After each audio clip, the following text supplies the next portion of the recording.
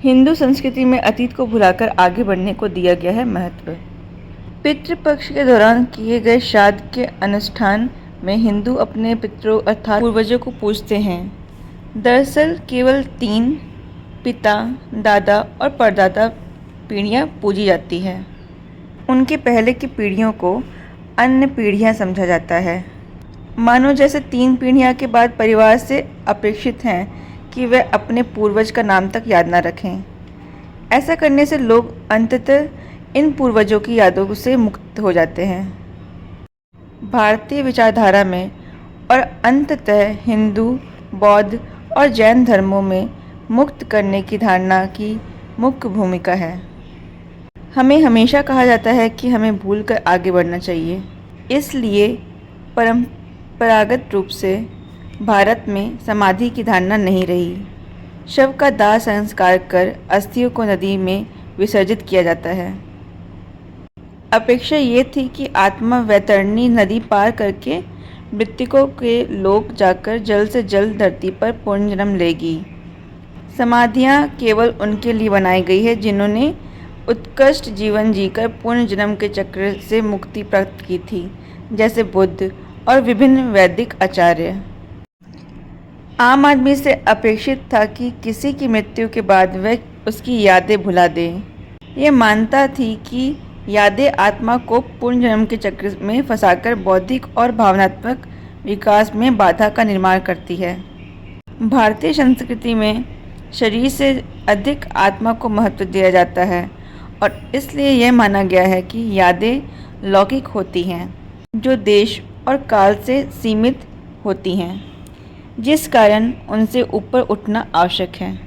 विचार राजाओं और घटनाओं से अधिक महत्वपूर्ण हैं और विचारों का पुनरावर्तन होता है। इसलिए भारत में जब इतिहास की बात करते हैं तो उसमें न केवल हिस्ट्री का बल्कि जो पहले था, अब है और जो आगे होगा उसका भी समावेश होता है। इस प्रकार इतिहास सनातन धारणाओं से संरेखित है, जो भारतीय विचारधारा का आधारस्तंभ है। संभवतः हिस्ट्री के लिए तिरस्कार और उदासीनता का कारण पुनर्जन्म में विश्वास है। यदि हम अनगिनत जीवन जीते हैं तो क्या किसी एक जीवन की घटनाएं मायने रखती हैं? चिंतन करके ये बात समझना कि प्रत्येक जीवन में सनातन सिद्धांत रूप लेते रहते हैं ही सबसे महत्वपूर्ण बन जाता है। यूनानी, चीनी, अरबी, मंगोली और अंग्रेजी विश्व दृष्टियाँ इसके बिल्कुल विपरीत हैं। इन सभी सभ्यताओं का एक जीवन में विश्वास था और इसलिए उनके लिए यह एक जीवन मायने रखता था और उसकी घटनाएं मायने रखती थी। इसलिए उन्हें ध्यानपूर्वक दर्ज करना आवश्यक था। इस प्रकार हिस्ट्री ने रूप लिया। मृतकों के लिए कब्र और स्मारक बनाए जाने लगे। भारत में लोग आख्यानों को अधिक महत्व देते हैं। गांव के लोग अपने पूर्वजों के बारे में कम और वह गांव रामायण व भारत से कैसे जुड़ा है उसके बारे में ज़्यादा जानते हैं। भारत भर में ऐसे कई तालाब हैं जिनमें राम ने स्नान किया था और कई गुफाएं हैं जहां पांडवों ने आश्रय लिया था। लोग इनके बारे में गर्व से बात करते हैं, लेकिन अपने अन्य पूर्वजों द्वारा बनाई इमारतों के बारे में कोई शायद ही कुछ कहता है। कुछ समुदाय में, खासकर राजस्थान में, वंशावली दर्ज करने की प्रथा अवश्य है। यूनानियों के बाद हुन और शक समुदाय इस क्षेत्र में बस गए थे और ये प्रथा उनके साथ आई। तीर्थ स्थलों पर भी पंडित वंशावली दर्ज करते हैं, लेकिन ज़्यादातर हिस्ट्री को इतना महत्व नहीं दिया जाता है। यदि यूनानी, चीनी और अरब लोगों ने भारत के साथ उनके संपर्क दर्ज नहीं किए होते तो भारत की हिस्ट्री के बारे में शायद कोई नहीं जानता।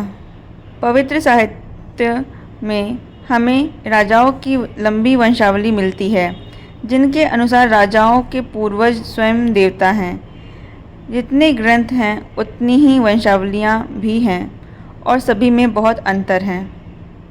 विद्वानों ने पुराणों में पाई गई जानकारी के आधार पर भारत की हिस्ट्री जानने की कोशिश की है, लेकिन वे असफल रहे हैं।